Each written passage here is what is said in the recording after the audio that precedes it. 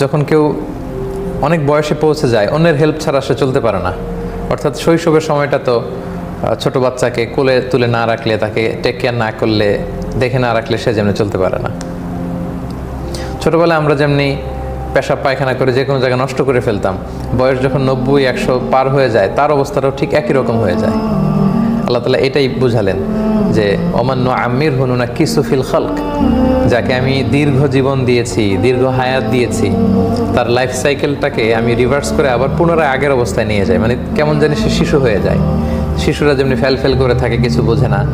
আমাদের দাদি নানি যারা 90-100 বছর হায়াত হয়েছে তারাও অনেক কিছু মনে রাখতে পারে না, ফেল করে তাকিয়ে থাকে। তাদের আচরণটাও শিশুদের আচরণের মতো।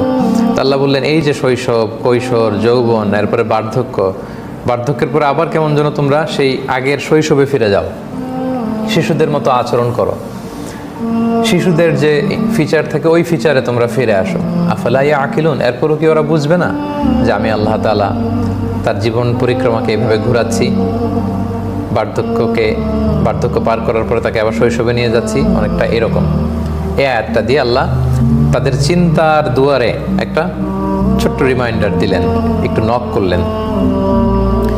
এরপর আল্লাহ তাআলা মুশরিকদের একটা জবাব দিচ্ছে। মুশরিকরা রাসূল সাল্লাল্লাহু আলাইহি ওয়াসাল্লামকে শায়ের, কবি বলে গালি দিত। তারা বলতো, মুহাম্মদ তুমি কবি, তুমি কবিতা বানিয়ে আমাদের কাছে বলো যে এটা আল্লাহ পাঠিয়েছে। নাউজুবিল্লাহি মিন যালিক। তোমার মধ্যে কাব্য প্রতিভা আছে, তুমি নিজে কবিতা রচনা করো, কম্পোজ করো, এরপর আমাদের কাছে এসে বলো আল্লাহর বাণী বলে চালিয়ে দাও। আল্লাহ এটার শক্ত সমালোচনা করে জবাব দিচ্ছেন যে ওমা আল্লামনাহু শি'রা, আমি আমার নবী মুহাম্মদ সাল্লাল্লাহু আলাইহি ওয়াসাল্লামকে কবিতা শিখাইনি।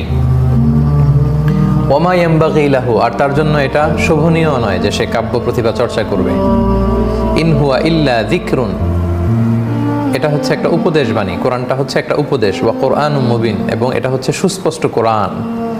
এটা সুস্পষ্ট আল্লাহ তাআলার পক্ষ থেকে জিবরাইল আলাইহিস সালাম মারফত বিষ্ণু নবী সাল্লাল্লাহু আলাইহি ওয়াসাল্লামের কাছে আসা সর্বশেষ, দ্য লেটেস্ট রেভেলেশন। আমি মুহাম্মদকে কাব্য প্রতিভা শিখাইনি। কবিদের যে ফিচার তার কোনোটাই বিষ্ণু নবী সাল্লাল্লাহু আলাইহি ওয়াসাল্লামের সাথে যায় না।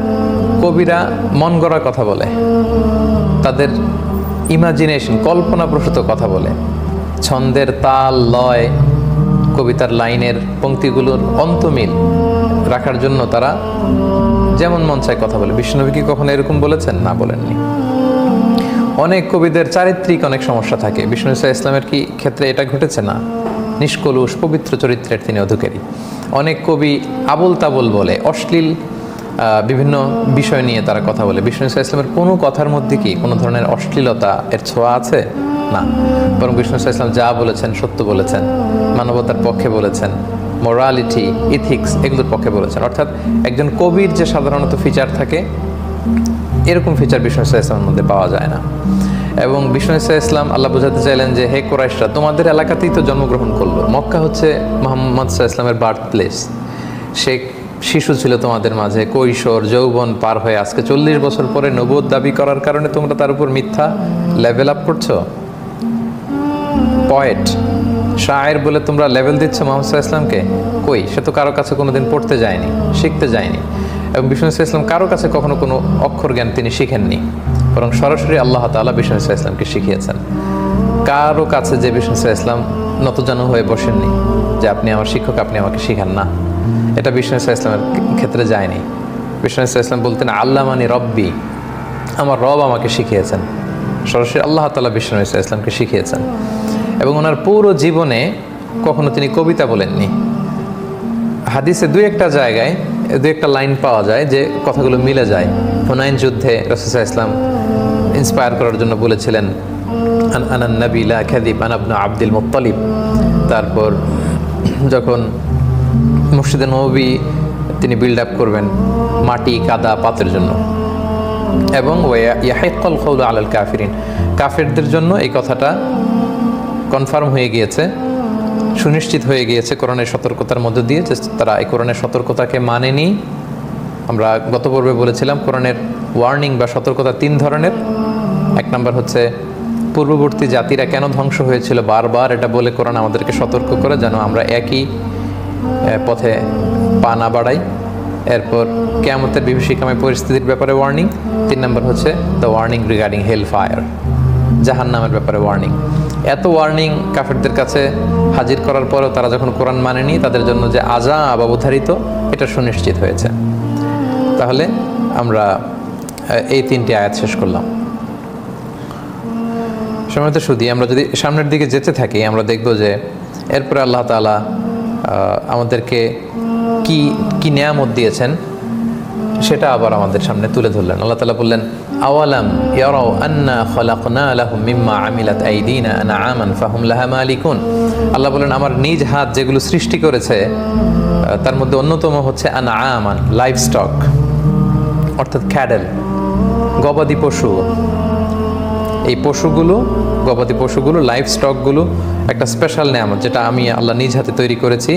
ফাহুম লাহা মালিকুন, আর তারা এই দুনিয়াতে এগুলোর মালিক হয়।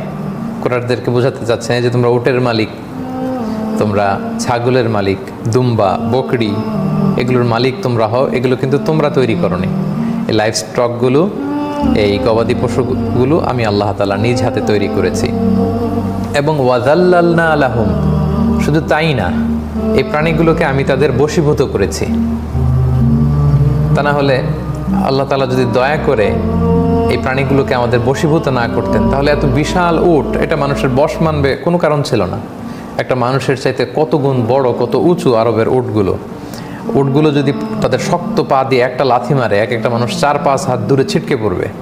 কিন্তু আমরা দেখতে পাই যে আরব এলাকায় বেদুইন একটা ছোট্ট ছেলে একটা বিশাল উটের নাকে রশি বেঁধে হেঁটে বেড়াচ্ছে, মরুভূমির এক প্রান্ত থেকে অন্য প্রান্তে চলে যাচ্ছে, কারণ আল্লাহ তাআলা দয়া করে এই উটকে বশীভূত করেছেন।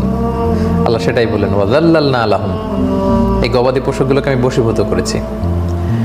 ফামিনহা রাকুবুহুম, এগুলোর কোনোটাতে তোমরা চড়ো, you have the riding facility, কোনোটার ক্ষেত্রে তোমরা এগুলোর উপরে আরোহণ করো, আরোহী। অমিনহা ইয়াকুলুন, কোনোটা তোমরা খাও, যেমন ঘোড়া, গাধা, উট, এগুলোর উপর আমরা চড়ি, রাইডিং ফ্যাসিলিটি আছে। এগুলো আমাদের মালামাল বোঝাই করে এবং আমাদেরকে বহন করে, আমরা এগুলোর উপর চড়ি। আল্লাহ বললেন, ওমিনহা ইয়াকুলুন, আবার কিছু কিছু আছে যেগুলো তোমরা খাও, চড়ো না। যেমন গাধা, ঘোড়া, এগুলো সাধারণত খাওয়া হয় না। তো আমরা উট খাই, উটের গোশত খাই, ভেড়া, দুম্বা, বকরি, মহিষ, গরু, এগুলো আমরা খাই। তাহলে 2টা ক্লাসিফিকেশন আল্লাহ হাজির করলেন। আল্লাহ বললেন, একটা আছে যেগুলোর উপরে তোমরা চড়ো, বাহন হিসেবে ইউজ করো, আরেকটা আছে যেগুলোকে তোমরা খাও, যেগুলোর গোশত তোমরা ভক্ষণ করে থাকো। তাহলে এই আয়াতে 2টা ইনফরমেশন আল্লাহ দিলেন যে আমি বশীভূত করে দিয়েছি, নাইলে বশীভূত হতো না। বিশাল বিশাল সাইজের গরু, কিভাবে মানুষ গরুর পাল নিয়ে এক জায়গা থেকে আরেক জায়গায় যায়। বিশাল বিশাল উট, আমরা অনেক সময় আপনি ভিডিওতে দেখবেন যে সুদানের কিছু এরিয়া আছে, হাজার হাজার উট, একটা ছোট্ট ছেলে রাখাল তার পিছু পিছু চলছে এক নাগাড়ে। তো এগুলোকে কে বশীভূত করে দিল? আল্লাহ তাআলা মেহেরবানি করে, দয়া করে এই লাইফ স্টকগুলোকে আমাদের জন্য বশীভূত করেছেন। এরপর আল্লাহ বললেন, ওয়ালাহুম ফিহা মানাফিউ ওয়া মাশারিব, এরপর আরও অনেক উপকার আছে এই প্রাণীগুলোতে। শুধু এগুলোর উপর আরোহণ করো বা এগুলোর গোশত খাও তাই না, আরও অনেক উপকার আছে। কি উপকার? যেমন ভেড়ার যে লোম আছে, পশম, এটা থেকে উল হয়, কম্বল হয়। শীতের সিজনে তারা এটা দিয়ে কম্বল, মোটা কাঁথা, ব্ল্যাঙ্কেট, চাদর এগুলো বানাতো। এখন আমরা দেখি যে ভেড়াগুলো 6 মাস 1 বছরের ব্যবধানে এর সারা গা লোমে, উলে আচ্ছন্ন হয়ে যায়। পরে বিশাল ট্রিমার মেশিন দিয়ে এগুলোকে ট্রিম করলে দেখা যায় এক একটা ভেড়ার গা থেকে 15 কেজি 20 কেজি এরকম উল বের হয়, যেটা দিয়ে আমরা ব্ল্যাঙ্কেট বানাই, চাদর বানাই। এটা একটা মানাফিয়া, উপকার আমরা পাই এই গবাদি পশু থেকে। এরপর আর কি পাই? যেমন উটের চামড়া থেকে Mecca was very famous for the finest leather of camel. মক্কাবাসীদের সবচাইতে বড় বিজনেস ছিল উটের চামড়াগুলোকে লেদারে পরিণত করে তারা এটা বিক্রি করতো। রিহলাতা শীতা ইয়সাইফ, সামারে তাদের একটা ক্যারাভান যেত আর উইন্টারে একটা ক্যারাভান যেত। সূরা কুরাইশ আল্লাহ তাআলা বললেন, লি ইলাফি কুরাইশ ইলাফিহিম রিহলাতা শীতা ইয়সাইফ, তোমাদের 2টা রেহলা হতো, তোমরা 2বার বিজনেস ট্রাভেল করতে, একটা হচ্ছে সামারে গ্রীষ্মকালে আর একটা হচ্ছে উইন্টারে বা শীতকালে। তো তখন তারা এই উটের চামড়াগুলোকে ফাইনেস্ট সাহায্য সহযোগিতায় মূর্তিগুলোর লাগে আল্লাহ বললেন, এরকম দুর্বল মূর্তিগুলোর কাছে যে তোমরা বিভিন্ন জিনিস চাও, এক আল্লাহকে ব্যতি রেখে তোমরা এতগুলো ইলাহের ইবাদত করো, এই প্রত্যাশায় যে আল্লাহ মিনসরুন, তারা সাহায্য করবে। তাদের সাহায্যের জন্যই তো অনেকের দরকার, তারা কি সাহায্য করবে? লা ইয়াস্তাতিউনা নাসরাহুম, আল্লাহ দ্ব্যর্থহীন কণ্ঠে ঘোষণা করছেন যে তারা তাদের কোনো উপকার করতে পারবে না। এই লাত, মানাত, উজ্জা, হুবাল, এই মূর্তিগুলো কুরাইশদের কোনো উপকারে আসবে না, বরং ওয়াহুম লাহুম জুনদুম মুহদারুন, কিয়ামতের দিন তাদেরকে লাইকে ট্রুপস, সৈন্যবাহিনীর মতো সামনে উপস্থিত করা হবে। ওয়াহুম লাহুম জুনদুম মুহদারুন, জুনদুন মানে হচ্ছে ব্যাটালিয়ন, ট্রুপ। এই আয়াতের তাফসিরে দুইটা কথা এসছে। মুফাসসিরিনরা বলেছেন হতে পারে যারা দেবদেবীর পূজা করবে সমস্ত দেবদেবীগুলোকে আল্লাহ তাআলা লাইন ধরে দাঁড় করাবেন। লাত, মানাত, উজ্জা, হুবাল, যেগুলোর পূজা কুরাইশরা করত, এবং এখনও বিভিন্ন সময় মূর্তির যে পূজা করা হয়, আল্লাহ বলেন সেগুলোকে আমি দাঁড় করাবো সৈন্যবাহিনীর মতো। তোমাদেরকে যখন জাহান্নামে নিক্ষেপ করবো, এদেরকেও নিক্ষেপ করবো। এগুলো হবে ফুয়েল, জাহান্নামের ফুয়েল। ওয়াকুদুহান্না নাস ওয়াল হিজারা, জাহান্নামের ফুয়েল হবে মানুষ আর পাথর। এই পাথরের তৈরি মূর্তিগুলো তোমাদের সাথে দাউ দাউ করে জ্বলবে। এটা হচ্ছে একটা তাফসির, যে তাদেরকে সৈন্যবাহিনীকে যেমনি একত্রিত করা হয়, কিয়ামতের দিনে মূর্তিগুলোকে আল্লাহ দাঁড় করাবেন, যে দেখো আজকে এগুলোর কি পরিণতি আমরা করি, এগুলোকে তোমরা খোদা মনে করতে। আরেকটা ব্যাখ্যা এসছে যে যারা এগুলোর পূজা করে এরাই সৈন্যবাহিনীর মতো চারদিকে সেফগার্ড হয়ে দুনিয়াতে থাকে। আমরা তো তাই দেখি যে মূর্তিগুলোকে কিভাবে সম্মান প্রদর্শন করা হয়। শত শত মানুষ দুই হাত করজোড় করে মূর্তির সামনে দাঁড়িয়ে বিভিন্ন জিনিস তারা কামনা করে, প্রত্যাশা করে, এবং এটাকে পরিচ্ছন্ন রাখা, এটার গা থেকে মাছি তাড়ানো, এটার বিভিন্ন সার্ভিস দেওয়ার জন্য মানুষ এসে দাঁড়িয়ে থাকে। তো এই মূর্তিগুলো আসলে কি সার্ভিস দিবে? এদেরকে টিকিয়ে রাখার জন্য তো সার্ভিসের প্রয়োজন হয়। এর সামনে মানুষরা দল বেঁধে সেনাবাহিনীর মতো ভূমিকা পালন করে। তাহলে দুটা ব্যাখ্যা, এক হচ্ছে মূর্তির সামনে দুনিয়াতে মানুষ এরকম বাহিনীর মতো দাঁড়িয়ে মূর্তির সেবা করে। দুই নম্বর ব্যাখ্যা হচ্ছে যে কিয়ামতের দিন আল্লাহ এই জাহান্নামী যারা মুশরিক, পৌত্তলিক, মূর্তি পূজারী, এরা যে মূর্তিগুলোর পূজা করতে, এগুলোকে আল্লাহ লাইন ধরে দাঁড় করিয়ে এগুলোকে জাহান্নামে ফেলবেন। আল্লাহ স্পষ্ট ভাষায় বললেন, লা ইয়াস্তাতিউনা নাসরাহুম, কোনো উপকার তারা করতে পারবে না।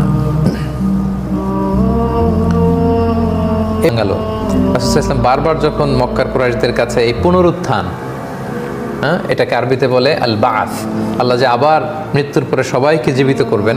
এবং আপনাদেরকে বলেছিলাম যে তাওহীদ, রিসালাত, আখিরাত সূরা ইয়াসিনের সেন্ট্রাল থিম হলেও পুনর্জীবন দান করা, পুনর্জীবন বা পুনরুত্থান, এইটা হচ্ছে একটা গুরুত্বপূর্ণ পয়েন্ট সূরা ইয়াসিনের। আল্লাহ বারবার এটাকে প্রমাণ করানোর চেষ্টা করেছেন বিভিন্ন আয়াতে। তো বিষ্ণু ইসলাম যখন বারবার বোঝাচ্ছিলেন যে এই জীবনে শেষ জীবন নয়, আবার উঠবে, আবার জীবিত হবে, আবার বিচার হবে, পুনর্জীবন হবে, এটা কুরাইশরা কোনোভাবে মানতেই পারছিল না। যে আমরা মরে যাব, মরে গেলে কবরস্থানগুলোতে দেখা যায় মানুষ পচে যায়, হাড়গোড়গুলো মাটির সাথে মিশে যায়, থাকে না তার আর কোনো অস্তিত্ব, নিঃশেষ হয়ে যায়, বিলীন হয়ে যায়। তাদের কাছে এটা অবাক লাগতো যে বিলীন হয়ে যাওয়ার পরে আবার এই মানুষ জীবিত হয় কি করে।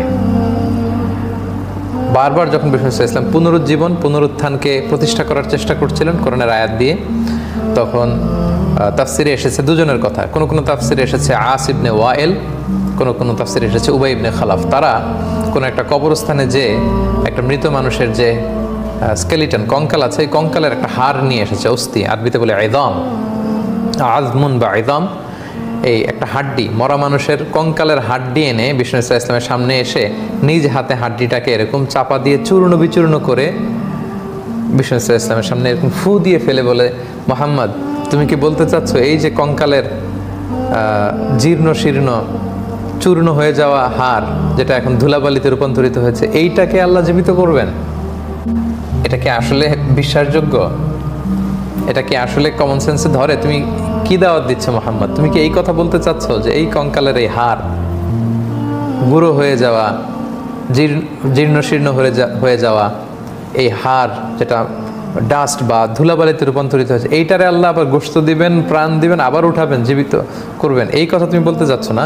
এই কথা তুমি আমাদের শোনাতে চাচ্ছ? রাসূল সাল্লাল্লাহু আলাইহি ওয়াসাল্লামকে যখন বারবার এরকম তর্ক করে তারা এরকম উপস্থাপন করছিল, এই লোকের প্রশ্নের প্রেক্ষাপটে আল্লাহ আয়াত নাজিল করেছেন। রাসূল সাল্লাল্লাহু আলাইহি ওয়াসাল্লাম তখন শক্ত ভাষায় বললেন যে হ্যাঁ, আল্লাহ এটাকে জীবিত করবেন। আর তুমি মরার পরে হে আস ইবনে ওয়াইল এখন বড় বড় বড় কণ্ঠে কথা বলছো, তোমাকেও আল্লাহ জীবিত করবেন এবং তোমাকে জাহান্নামে প্রবেশ করাবেন। এই যে ঘটনাটা, এই স্টোরিটার প্রেক্ষাপটে এই আয়াত আল্লাহ তাআলা নাজিল করলেন। আল্লাহ জীবিত করবে এটা, তোমার আল্লাহ এটা জীবিত করতে পারবে। এভাবে বাঘ বিতণ্ডার একটা অ্যাটিটিউড নিয়ে সে এটা করেছিল। আল্লাহ বলেন সে মানুষের সাথে আমাকে তুলনা দেয়, সৃষ্টির সাথে সে আমাকে মানুষের মতো করে উপমা দেয়। নাসিয়া খালকা, আর সে নিজের সৃষ্টি ভুলে যায়। সে কি ছিল? কিছুই ছিল না, তাকে আমি অস্তিত্বে এনেছি। ছোট্ট একটা শুক্রকীটের ভিতরে ছিল। বাবার পৃষ্ঠদেশ থেকে ওই নাপাক এক ফোঁটা পানি মায়ের জরাইতে এসে পৌঁছেছিল। শুক্রাণু ডিম্বাণু মিলে সে ছোট্ট আকৃতি ছিল। আমি আল্লাহ তিলে তিলে মায়ের পেটে অন্ধকার প্রকোষ্ঠে তাকে বড় করেছি। 9 মাস শেষে তার মায়ের পেট থেকে দুনিয়াতে এনেছি। কি নাজেহাল অবস্থায় না তোমার ছিল, দেখতে কি নাজেহাল একটা পরিস্থিতির মধ্যে তুমি ছিলা। সেখানে তোমাকে মানুষ রিসিভ করলো, তোমাকে ক্লিন করলো, মায়ের বুকের দুধ খাইয়ে খেয়ে তোমাকে বড় করতে আরম্ভ করলো। কি ছিলাম আসলে আমরা ছোটবেলায়? একটা বাচ্চার বয়স যখন 1 মাস, ও তো বসতেই পারে না। 1 মাস বয়সের একটা বাচ্চাকে বসাতে চাইলে ডানে হেলে পড়ে, বায়ে কাত হয়ে পড়ে, বালিশ দিয়ে, সোফার কুশন দিয়ে। আমরা দেখেছি ছোট্ট বাচ্চাকে ছবি তুলতে চাইলে ডানে বায়ে বালিশ দিয়ে, তাকে ঠেকনা দিয়ে তাকে বসাতে হয়। এত দুর্বল ছিল। আল্লাহ বলে নাসিয়া খালকা, সে তার নিজের সৃষ্টি ভুলে গেল। সে কোত্থেকে আসলো? কত দুর্বল ছিল, কত তুচ্ছ আর নগণ্য ছিল তোমার অবস্থা। কেউ না ধরে রাখলে তুমি বসতে পারতে না, পেশাব পায়খানা করে সব নষ্ট করে দিতে।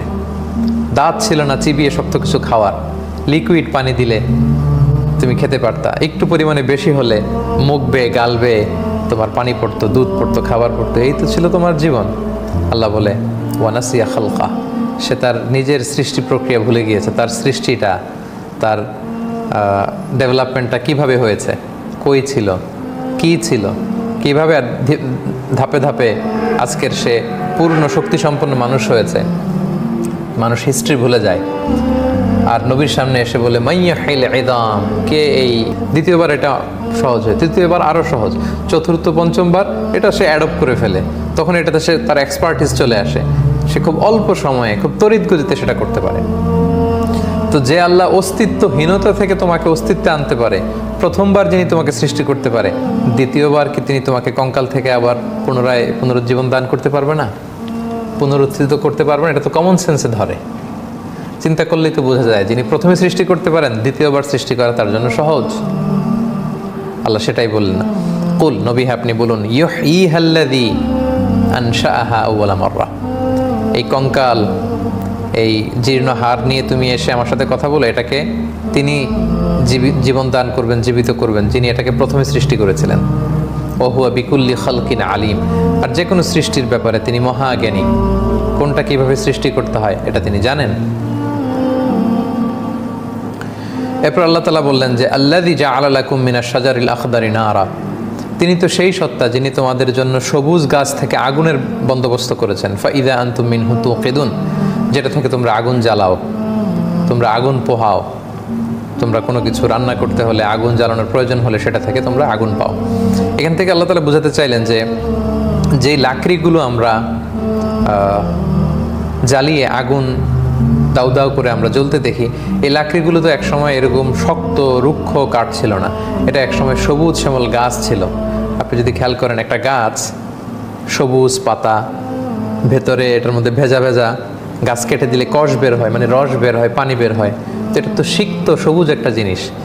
একটা সময় এটাকে আল্লাহ শুকাতে শুকাতে কাষ্ঠে পরিণত করেন, রুক্ষ শুকনো কাঠে পরিণত করেন। সেখানে অগ্নিস্ফুলিঙ্গ লাগলে দাউ দাউ করে আগুন জ্বলতে থাকে। আল্লাহ রিভার্স করে বোঝাতে যাচ্ছেন যে আল্লাহ মৃতকে জীবিত করেন, জীবিতকে মৃত করেন, শুকনো জিনিসকে সিক্ত করেন, সিক্তকে শুকনো করেন। এগুলো দেখো তোমরা বুঝবে না। সর্বশেষে আল্লাহ তাআলা বললেন আওয়ালাইসাল্লাযী খালাকাস সামাওয়াতি ওয়াল আরদা বিকাদিরিন আলা আইয়াখলুকা মিসলাহুম, যে আল্লাহ তাআলা আকাশ এবং জমিন সৃষ্টি করলেন, সে আল্লাহ পুনরায় তাদেরকে সৃষ্টি করতে পারবেন না? আরেক আয়াত আল্লাহ বলেছেন যে আকাশ জমিন সৃষ্টি করা কঠিন না, তোমাদেরকে সৃষ্টি করা কঠিন। তোমরা মরে যাওয়ার পরে কবর থেকে উঠিয়ে আবার পুনরায় দেহে গোশত দেওয়া, প্রাণ দেওয়া, আবার আগের মতো তোমাদের বানানো, এটা কঠিন না? এই বিশাল খুঁটিহীন বিশাল আকাশ তৈরি করা কঠিন। কি বিশাল আকাশ, কোনো খুঁটি দেখি না, কোনো পিলার দেখি না, প্রথম আকাশ, প্রথম আকাশের মহাশূন্য, প্রথম আকাশ, দ্বিতীয় আকাশের মহাশূন্য, দ্বিতীয় আকাশ, কি বিশাল স্পেস, মহাশূন্য। এবং বিষ্ণু ইসলাম বলেছেন আকাশগুলো একটার চাইতে সাইজে আরেকটা অনেক বড়। দ্বিতীয় আকাশের তুলনায় প্রথম আকাশটা একেবারে ছোট। মরুপ্রান্তরে আংটি ফেলে দিলে মরুপ্রান্তরের তুলনায় আংটি যত ছোট, দ্বিতীয় আকাশের তুলনায় প্রথম আকাশ ঠিক তত ছোট। তৃতীয় আকাশের তুলনায় দ্বিতীয় আকাশ ঠিক তত ছোট, একটার চেয়ে আরেকটা বড়। আল্লাহ বললেন এই বিশাল আকৃতির আকাশগুলোকে কোনো খুঁটি ছাড়া, খুঁটিবিহীন, পিলারবিহীন যে আল্লাহ তৈরি করতে পারে, এই 7 তাবাক জমিন, যে জমিনের ভেতরে দাউ দাউ করে স্ফুলিঙ্গ আগ্নেয়গিরির লাভা, ভলক্যানো দিয়ে মাঝে মাঝে এটা বের হয়, এই 7 আকাশ 7 জমিন যে আল্লাহ তৈরি করতে পারেন, তিনি কি মৃত্যুর পরে তোমাদেরকে আবার তৈরি করতে পারবেন না? অন্য আয়াত আল্লাহ বলেছেন কোনটা সৃষ্টি করা কঠিন, আকাশ সৃষ্টি করা বেশি কঠিন না তোমাদেরকে? নিঃসন্দেহে আকাশ, বিশাল আকাশ। আল্লাহ সেটাই বললেন, আওয়ালাইসাল্লাযী খালাকাস সামাওয়াতি ওয়াল আরদা বিকাদিরিন, জাস্ট ইরাদা, উনি ইচ্ছা করলে সেটা হয়ে যায়। আল্লাহ বললেন ইন্নামা আমরুহু ইযা আরাদা শাইআন, তিনি যখন কিছু করতে চান, আইয়াকুলা লাহু, তখন সেক্ষেত্রে তিনি বলেন কুন, হও, ফায়াকুন, মুহূর্তে সেটা হয়ে যায়। ফাসুবহানাল্লাযী, প্রশংসা সেই সত্তার, বিয়াদিহি মালাকুতু কুল্লি শাই, যার হাতে সবকিছুর ক্ষমতা, ওয়া ইলাইহি তুরজাউন, আর সে আল্লাহর দিকেই তোমরা ফিরে যাবে। এখানে আল্লাহ বললেন যে মালাকুত, বিভিন্ন জায়গায় আল্লাহ তাআলা মুলক, মিল্ক এই শব্দগুলো বলেছেন। সূরা মুলক আল্লাহ বলেছেন তাবারাকাল্লাযী বিয়াদিহিল মুলকু ওয়া হুয়া আলা কুল্লি শাইইন কাদির, বরকতময় সে সত্তা যার হাতে ক্ষমতা, মুলক। আবার আরেক জায়গায় বললেন কুলিল্লাহুম্মা মালিকাল মুলক, আল্লাহ আপনি ক্ষমতার মালিক, যাকে চান ক্ষমতা দেন। বিভিন্ন জায়গায় মুলক মুলক বললেন, কিন্তু এখানে আল্লাহ বললেন মালাকুত, এটা মুলকের চেয়েও আরো বড়, vast ownership, complete ownership, sovereignty, ownership, authority, সব কিছুর আল্লাহর কাছে। ফাসুবহান, প্রশংসা সেই সত্তার, আল্লাযী বিয়াদিহি মালাকুতু কুল্লি শাই, যার কাছে সব কিছুর পূর্ণ কর্তৃত্ব, সব কিছুর পূর্ণ কর্তৃত্ব, যিনি সব কিছুর মালিক এবং পূর্ণ কর্তৃত্বের মালিক, যিনি কুন ফায়াকুনের মালিক, যিনি বলতে দেরি হয় সেটা অস্তিত্বে আসতে দেরি হয় না। তুমি সেই আল্লাহকে উপমা দাও যে হে মুহাম্মদ, কি করে তোমার রব এটা জীবিত করবে? এই মরা, শুকিয়ে যাওয়া, জীর্ণ শীর্ণ হাড্ডিকে কিভাবে আবার গোশত দিয়ে এখানে প্রাণের সঞ্চার করে আবার কবর থেকে উঠাবে কিভাবে? তুমি কি, আল্লাহ বলেন, তুমি মানুষের মতো করে আমার সাথে উপমা দাও? আমি তো কুন ফায়াকুনের মালিক, আমি বলতে হতে দেরি হয় না, এবং সব কিছুর পূর্ণ কর্তৃত্ব, সভরেন্টি, অথরিটি, ওনারশিপ একমাত্র আমি আল্লাহ তাআলার হাতে। এবং ওয়া ইলাইহি তুরজাউন, সে আল্লাহর দিকেই তোমরা ফিরে যাবে। তুরজাউন, সবাইকে ওদিকেই ফিরতে হবে। এজন্য কেউ যখন মারা যায় আমরা কি বলি? ইন্না লিল্লাহি ওয়া ইন্না ইলাইহি রাজিউন। এই তুরজাউন আর রাজিউন একই জিনিস। রাজাআ ইয়ারজিউ মানে টু রিটার্ন ব্যাক, ফিরে যাওয়া। আমরা বলি যে ইন্না লিল্লাহি ওয়া ইন্না ইলাইহি, নিশ্চয়ই আল্লাহর জন্য এবং আল্লাহর দিকেই রাজিউন, আমরা ফিরে যাচ্ছি, রবের কাছ থেকে এসেছি, আবার রবের দিকেই ফিরে যাচ্ছি। তাহলে সম্মানিত শুধু এই আয়াত দিয়ে আল্লাহ